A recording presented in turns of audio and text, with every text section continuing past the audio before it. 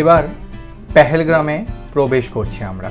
এখন আর বেশি কথা বলবো না, শুধুমাত্র পেহেলগ্রামের অকৃত্রিম প্রাকৃতিক সৌন্দর্য অনুভব করব।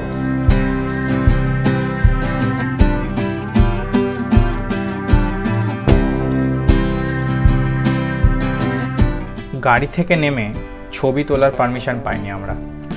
যদি পেতাম তাহলে তোমাদের দেখাতে পারতাম এই জায়গাটা ছবির থেকেও বেশি সুন্দর।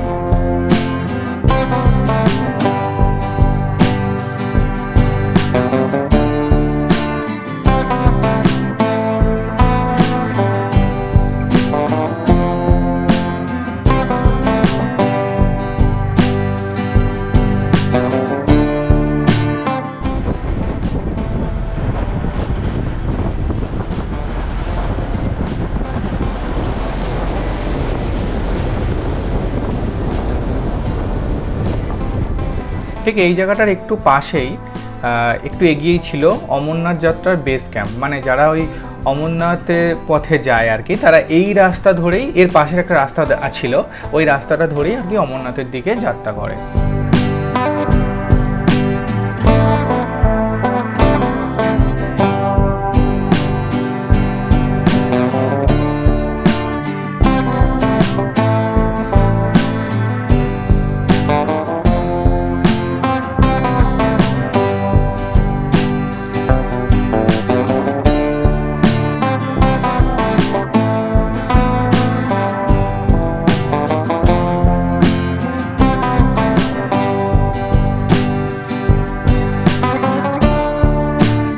আমরা এবার পেহেলগ্রামে এসে গেছি, আর এই হচ্ছে পেহেলগ্রামের সেই বিখ্যাত মার্কেট।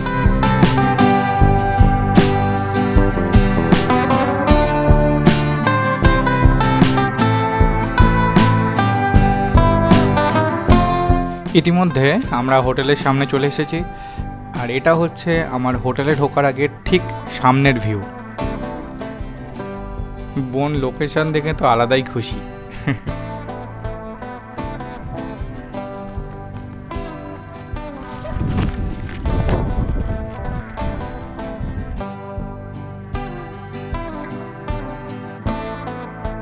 আর এই এত সুন্দর লোকেশনটাকে অনুভব করে, দেখে, ফিল করে আর নিজের আবেগ ধরে রাখতে পারিনি। আচ্ছা, এবার চলো তোমাকে দেখিয়ে দিই আমার রুমটা। এই টাইপের একটা ডিসেন্ট রুম পেয়েছিলাম, তো রুম নিয়ে ওরকম কোনো অভিযোগ নেই। এই হচ্ছে সেই ভিউ। এই ভিউটা আমার কাছে অসাধারণ ছিল, আর জানলায় বসে বসে আমি এই সমস্ত জিনিসগুলো উপভোগ করছিলাম। সত্যি অসাধারণ লাগছিল এই মুহূর্তটা।